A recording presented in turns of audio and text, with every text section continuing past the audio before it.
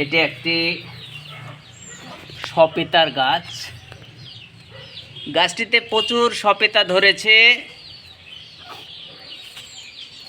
এবং সপেতা পাকতে শুরু করেছে।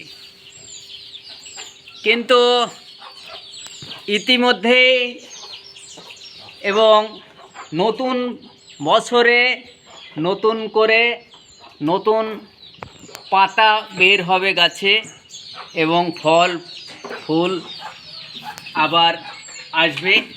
তাই গাছটিকে বছরের শুরুতেই, এই যে মার্চের শুরুতেই আবার গাছটিকে রিপোর্ট করে দেব। তো চলুন বন্ধুরা, শুরু করা যাক। দেখুন বন্ধুরা, গাছটি পট থেকে তুলে ফেললাম। দেখুন বন্ধুরা, গাছটিতে কি পরিমাণ ফল এসেছে, প্রচুর ফল।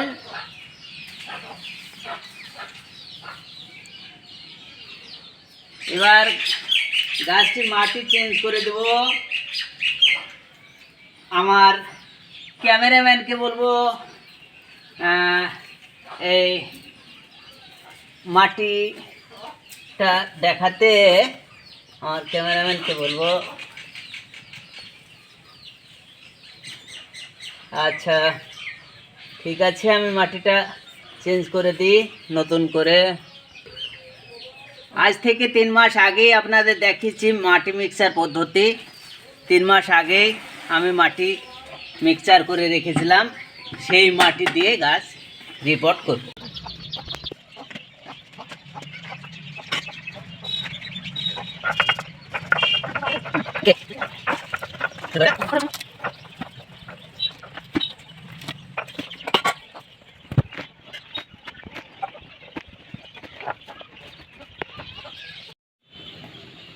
গাছটিকে রিপোর্ট করা হলো এবং গাছটিকে এখন ভরপুর টব ভর্তি করে জল দেব এবং গাছটিকে কয়েক দিন 10 ছায়াযুক্ত জায়গায় রেখে দেব। টব ভর্তি করে জল দিয়ে দেব, তারপরে গাছটিকে ছায়াযুক্ত জায়গায় রেখে দেব। গাছটিকে জল ভর্তি করে ঠান্ডা জায়গায় রেখে দেব কয়েক সপ্তাহ। এইভাবে রেখে দেওয়ার পরে গাছটি আবার নতুন শাখা পোশাখা বের হবে, ফুল ফল তৈরি হবে। ঠিক আছে বন্ধুরা, আজ এ পর্যন্তই। ভালো থাকবেন, আবার দেখা হবে পরবর্তী ভিডিওতে।